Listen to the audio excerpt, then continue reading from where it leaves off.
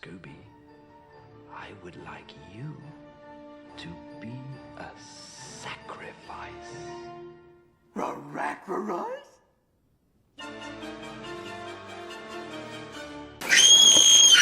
Hey, what's up you guys? My name is Esli Greer from Entertainment Fanatic Reviews, back with another review, and today we are talking about Scooby Doo.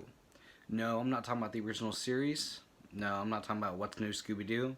I'm not even talking about Scooby Doo on Zombie Island. But instead, I'm here to talk to you guys about the 2002 live-action film. I will say that I did watch a few reviews to get a refresher on this film because it's been about 10 plus years since I've seen it, and last time I saw it, I loved it to death, and here I am, 21 years old. What are my thoughts on it? Well, find out. Before we get started, I do want to thank Chalon Sykes for being the first person to buy merch from my Teespring. I really do appreciate it, and I hope that the shirts turn out great because my sample still hasn't came in the mail yet, so I'm hoping it looks good. And speaking of that, you should check out my Teespring. Links are going to be in the description box below. So as always, I start with a plot, story, and direction. And with that said, I'm going to say that it's a simple little Scooby Doo tale that actually does deal with real monsters, and it's a little bit dark, which I do like that because oddly enough, this was supposed to be like an R-rated or at least PG-13 rated Scooby Doo film because it would have a lot more adult humor in it and a lot more darker elements, which I would have loved to have seen that now. I don't know what I would have thought of it back then, but sort of wish we had that film instead, but you know, this movie was made for kids, so. Hey, I can look at myself naked. Oh, brother. I can't be too harsh on it, but I do like that they did sprinkle in a little bit of adult humor in there. I think if you add it up, out of the whole runtime, I think it's like 2 minutes of straight up adult humor out of the 90 minutes. So there's a lot of stuff that I did not get growing up, but I do now. Fred keeps touching me. Like certain jokes back when I was little were more funny then than they are now, and some jokes are now more funny than they were back then. I don't know, it's weird. But speaking of the humor, there are certain scenes that me and my mom used to love, and rewatching them made me feel so nostalgic, and I did get a laugh out of those. But Puppy power! Ta-da! Oh, God, he's peeing on me. I do have a few problems with the characters. I'm not going to get into that right away, but there are two characters that are a lot different than they were in the original series and, you know, what came afterwards, but I'll talk about that in a minute. And also, this film really does show its age because of the CGI. It's not as bad as The Mummy Returns, but the soundtrack that was used for this film really does show its age because you got a lot of Shaggy, Simple Plan, Outkast, and a lot of others. That song called Grow Up by Simple Plan. When that came on, I'm like, oh shit, the memories. It was really nice taking a stroll down memory lane, but like I said, there are some parts that I found funny, some that really made me cringe, but the kid inside of me would have loved to have gone to Spooky Island and explore, but you don't get much of that either. But either way, I'm going to give it a 3.25 out of 5 for the plot, story, and direction.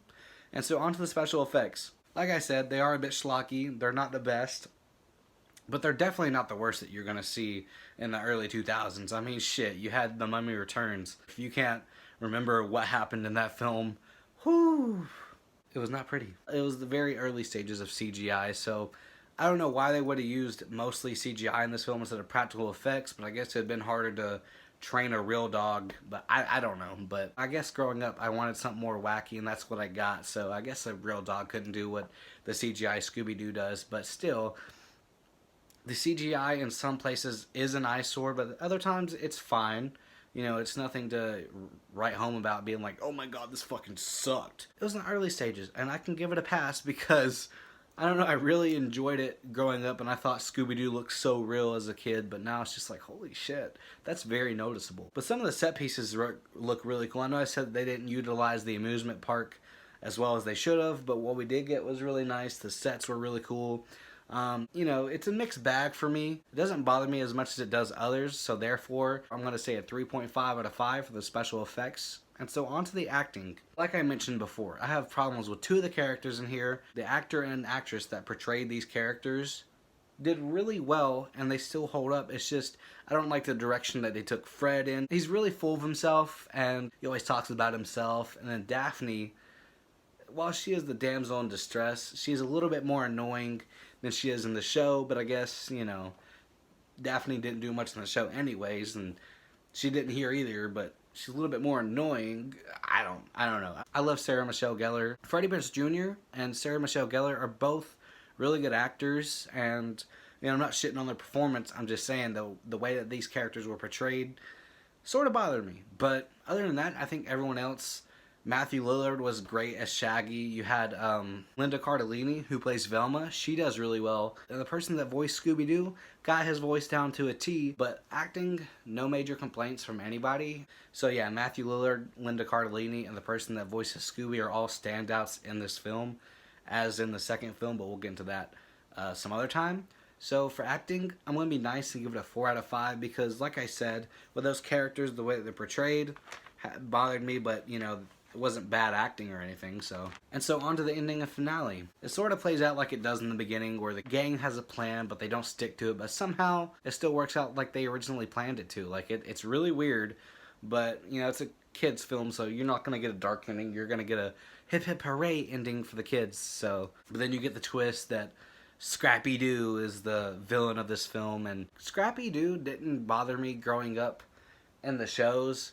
But in here, he's just a little shit, which I'm glad they didn't bring him back in the second film. After the movie ends and before the credits roll, there's a funny scene involving ghost peppers, which I thought was really funny. And I've tried a ghost pepper once, never doing that again. And I did it because of this movie, so there's that. I'm also going to be nice and give this a 3.5 out of 5 for the ending and finale because it ends on a hip hip hooray note. Not saying that it ends on a high note, but it ends on a positive note, and that's what the world needs right now, is just, you know, positivity, especially with all this quarantine bullshit going on. But, yeah, 3.5 out of 5 for the ending and finale. And so, on to the main question. Would I watch it again? Yes, but not until I have kids. Because this movie did make me cringe, and there's very few scenes in here that make me laugh, and there's some scenes in here that really do stick out. And there's some that really do stick out like a sore thumb. So, like, it's a mixed bag, but I am going to lean towards nostalgia and be nice and say that Scooby Doo is a background movie, which is a 3.5 out of 5 in my book. It barely passes, but it's a really goofy film. And like I said, there are scenes in here that make me cringe, and then there's some in here that really do make me laugh. And remember, during these times, you're somebody's reason to smile, and stay positive. With that said, I'll see you guys in the next one.